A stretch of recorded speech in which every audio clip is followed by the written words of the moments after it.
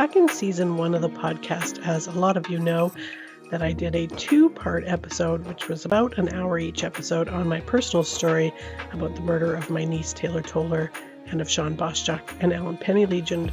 And many of you listened and many of you watched both of them on YouTube, and I thank you from the bottom of my heart for that. But they are quite long, and often people just want the meat and potatoes of the story. And to be perfectly honest, I'm still a bit bitter about the coverage that has gotten out there. Just so badly researched, and no thought or care about the victims has been put into it. So here is just the facts version. If you do want interviews with my family members and friends of Taylor's and details of the text messages, the full 911 call, and a much deeper dive, then you can find it on season 1 of the podcast from October of 2021, or you can find it in the back catalog of videos on YouTube. The lovely and vivacious Taylor Toller was born February 22nd, 1994, here in Calgary to my lovely and amazing sister Joanne, and she completely changed the dynamics of our family. Joanne became a mom, my mom Joan became a grandma, and I became an aunt, which is a position that I treasured and I still do today for Joanne's remaining children. Taylor grew into a very kind, very sweet young lady who was generous with both her time and her energy. She spent a lot of time with my mom, her grandma, and grandpa Ted, who everyone calls Papa. Grandma and Taylor were very, very close, and their relationship continued to be close even after Taylor had moved out onto her own. There is really no way of describing a person after they're gone to people that didn't know her other than to say that she was the type of person that cried when she was happy and when she was sad, and she genuinely cared about people, and that I loved her very much, and she always made me laugh. She was gentle and kind to her younger siblings and my children, who were her younger cousins. And one of the things that I often say about the grief over homicide is that it is unique in its own way. When someone dies from an illness or even a car accident, you don't normally have to sit in court and see autopsy photos and listen to testimony and victim blaming, which is a sore spot in the media for me, not just for Taylor, but for Sean and Alan. Sean in particular has taken on some very heavy victim blaming. In high school, Taylor became friends with and dated for a time a boy named Adam Penny-Legend. But very quickly, as you sometimes do in high school, they both realized that they were really better off as friends. And that's when she met Adam's brother, Dustin Duthie. Adam and Dustin were stepbrothers and lived with their parents, Sean Boschuk and Alan Penny-Legend.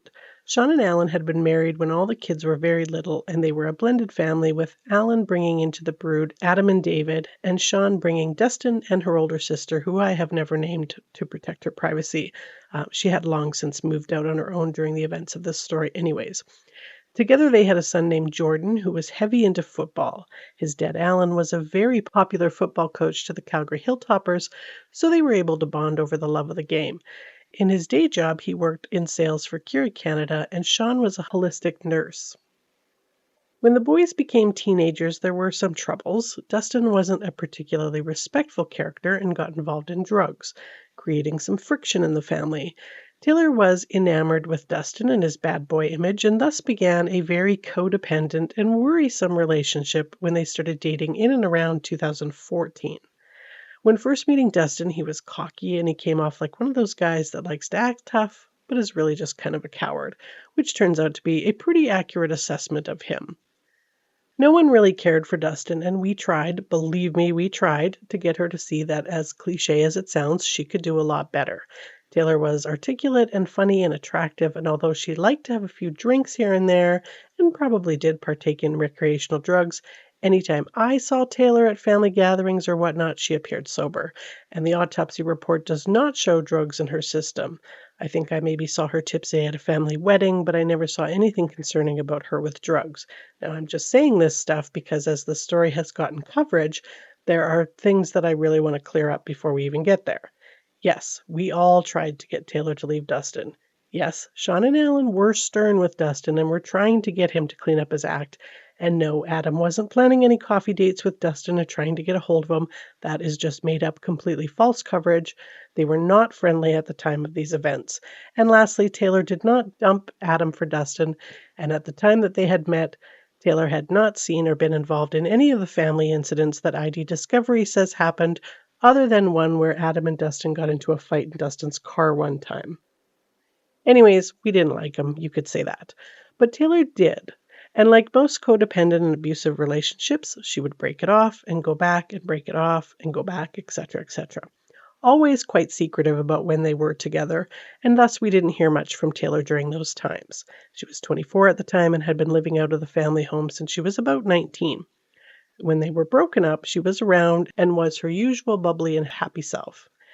My mom was usually the one that she reached out to during a breakup season, and my mom would always welcome her back into the fold. So when Taylor wasn't with Dustin, she was very much in almost constant contact with my mom. And this back and forth, on again, off again, went on for about 4 years. In early July 2018, when Taylor was 24, she packed up all her stuff, abandoned her apartment where she was living on her own and working, and went out to Moose Jaw, Saskatchewan to pick up Dustin, who had called her once again distraught, likely high and upset about something or other. Taylor was always Dustin's savior, something called trauma bonding that we talked about in the Donna Jones case, and she hated seeing anyone unhappy or upset, and she felt that he really needed her. Only when she got there, Dustin was high and acting, I don't know, like Dustin. So she'd had enough and drove them both back to Calgary, wound up on Dustin's parents, Sean and Alan's doorstep, and Sean was rather livid and wanted Dustin to get into a drug rehab program, and Taylor had agreed with that because she knew that things had gotten out of control with his drug use.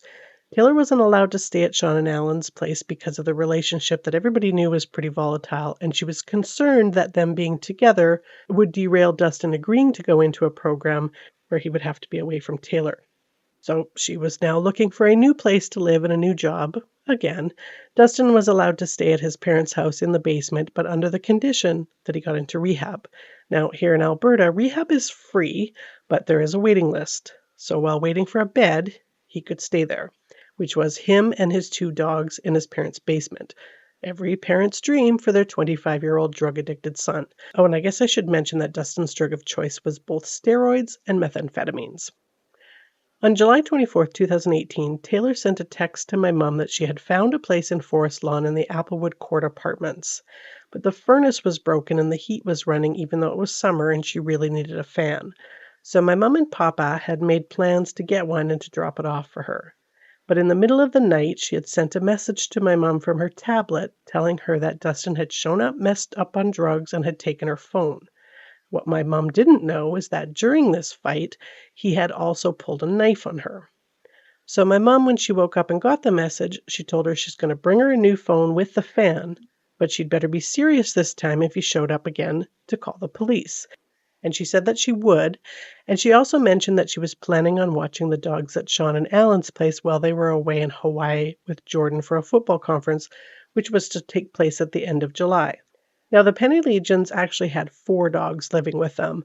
There was a white pit bull that belonged to Dustin and Taylor together named Polaris, another pit bull, and this one was just Dustin's, a brown pit bull named Jevin that belonged to Jordan, who was 17 at the time, and a black and white border collie named Odie that was the family dog and Alan's baby boy. My mom thought she was kind of nuts because it's going to give Dustin a reason to be hanging around her, but Taylor said, no, he's going into rehab. He's not going to be around them this time. She was serious about leaving him, which is all stuff that we had honestly heard before, but you never know, right? Maybe this was the time. Regardless, when my mom and Papa dropped the phone and the fan off, she reiterated to Taylor, call the cops if he shows up again. And that night, my mom and her texted back and forth a bit on her new phone, and then the next day, crickets. My mom texted a few times, got nothing back, so she called around to the rest of us to see if anyone had heard from her. Something just felt really off to her. Meanwhile, Dustin was at his parents' house on the other side of town in Hidden Valley, just being a drain on society and doing a lot of drugs and making his mom Sean stress out about their upcoming trip because he was still there and was now complaining that he didn't want to go into rehab and where the hell was Taylor? She's supposed to be watching the dogs, and just general stress that us mums who live our lives for everyone but ourselves worry and stress about. On the evening of the 29th of July, so about 2 or 3 days after Taylor's last text message, and just before 6 p.m., Dustin sends a Facebook message to my mom asking if she knew where Taylor was. My mom, seeing this message, having never heard directly from Dustin before and just getting that bad feeling, called the police and reported her missing. And an officer went to her apartment, but all he could do was just knock, didn't get an answer, and then left. At 7:36 p.m. on the 30th of July, my mom got a Facebook message from Dustin's mom, Sean Boschuk.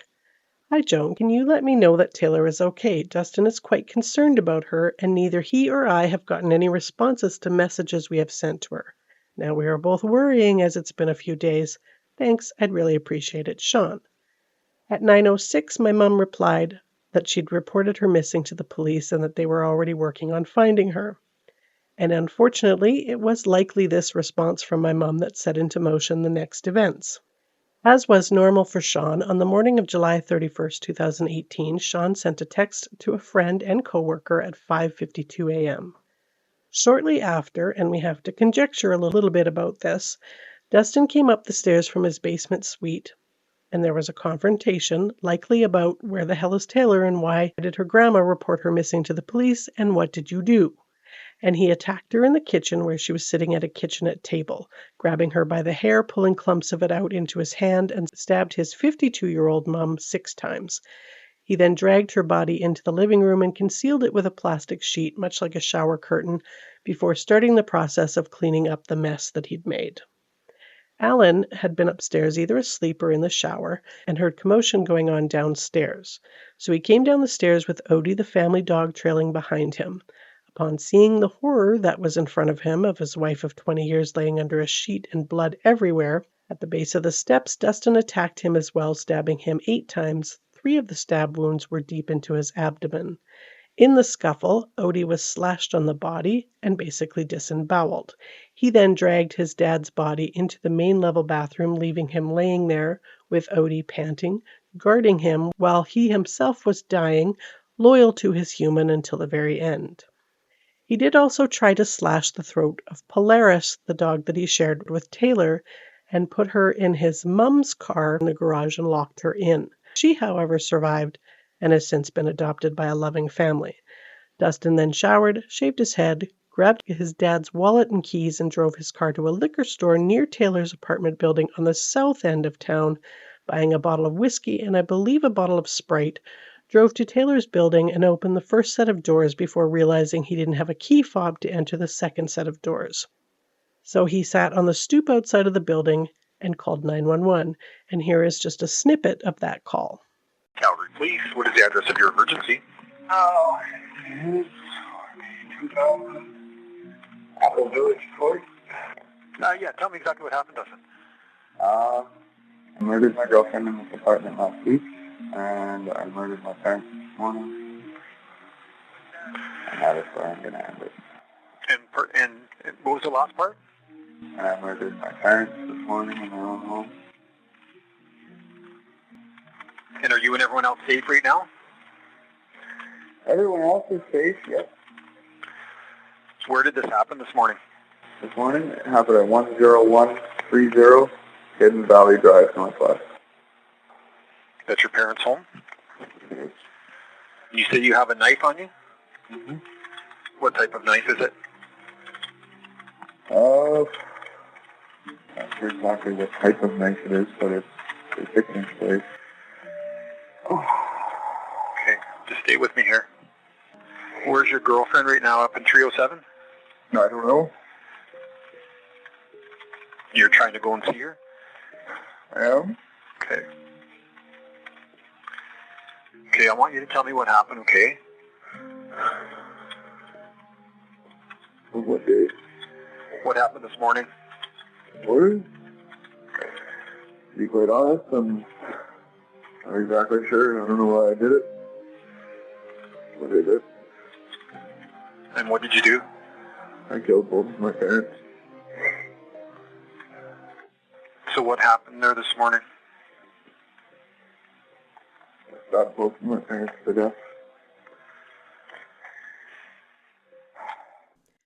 It turns out that on the early morning hours of July 26th, 6 days before, he had come to visit Taylor, and yes, once again it appears that all was forgiven, and they came and went from the apartment a few times, probably for cigarette breaks. They were both smokers, and Dustin was a chain smoker.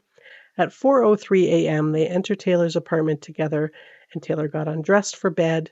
They got into bed, they were spooning, and for reasons that are still very unclear and confusing and just painful, he slit her throat with a hunting knife. the same knife that he would later use to kill his biological mom and stepdad that had raised him since he was 3 years old. As she was laying on her side at the time, he left her on the bed, just like she'd been sleeping, and pulled a sheet up to tuck her in. And then he left the apartment, locking the door behind him and trailing with him a bed and a bag, which is kind of like a suitcase on wheels. After his 911 call, when the police arrived, his douche canoery came out and he was put into the police car, where he belligerently asked repeatedly for a cigarette and referred to one officer as fuckface. Also saying when he was read his rights on the murder of Taylor, he says guilty as charged, and when asked if he wants a lawyer, he said, sure, why not? He was questioned briefly by Detective Dave Sweet, who says it was one of the only times in his career where he requested another officer to stand guard at the door because he was still very volatile. He refused to answer any questions and was sent to the Rocky View General Hospital on suicide watch under guard. He was later moved to the Calgary Remand Center.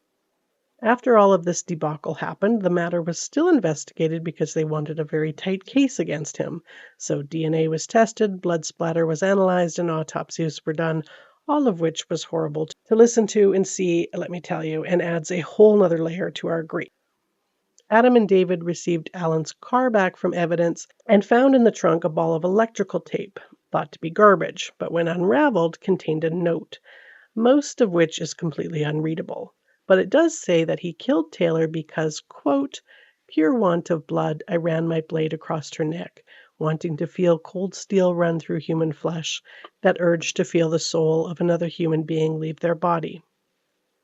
In late March 2021, at the start of the trial, he decided to plead guilty to 2 counts of second-degree murder and 1 count of first-degree murder.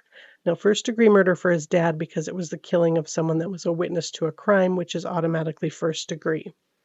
And on March 26th, we got to read our victim impact statements, which basically talked about how amazing and wonderful these 3 people were and how much we have lost, which is basically the future of watching lives unfold. I bawled my eyes out during mine, but it is where the title of my podcast comes from when I said that he had a million other choices the day that he killed Taylor and the day that he killed his parents. Dustin cried during all of the proceedings, but I didn't find it to be remorse, just regret for himself. When asked if he had anything to say, he stood up, barely glanced at us, and mumbled, I'm not going to stand here and try and ask you guys for forgiveness for what I did, because I understand what happened is inexcusable. If I could go back and take back everything that I did and give my life in order to bring back these 3 beautiful fucking souls, I wouldn't be standing here today. I'm sorry. Who swears in court? Oh, right. Dustin does. On April 8, 2021, Dustin was sentenced to a life sentence with no eligibility for parole for 35 years. That has since changed. In May of 2022. There was a new law that said that anything more than 25 years eligibility for parole was considered unconstitutional and just basically inhumane or whatever. Justice Glenn Pullman said he committed 3 consecutive murders of members of his intimate circle, each exceeding in brutality and violence the one before it.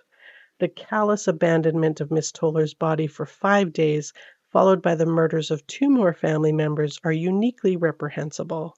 The adverse considerations are what appear to be a cold, methodical approach to following up his murders with showering, some attempts to clean up the scenes of evidence, and a demonstrated capability of impulsive and violent conduct. The effect of this killing spree on friends and family of the victims is incalculable.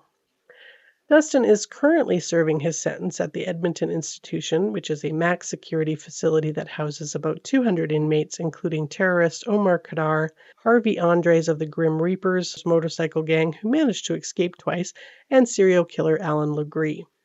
He's had a few escorted leaves for doctor's appointments, and as far as I know, he continues to fail his drug tests. You will be surprised to hear this, but myself, my sister, and my mom have actually forgiven Dustin. We have no plans to visit him or anything, but for our own peace, we have let it go with love and continue to cherish our really good memories with Taylor. Personally, it's maybe not so much forgiveness, as I don't really think about him or care about him at all. I do not, however, believe that Jordan, Adam, or David or their sister feel the same and are still rather angry and bitter, which I don't blame them, as it's their parents that they've lost, and Adam and David were in their early 20s at the time, and Jordan was only 17 and no longer has his mum to offer comfort and his dad around to complain about the thermostat.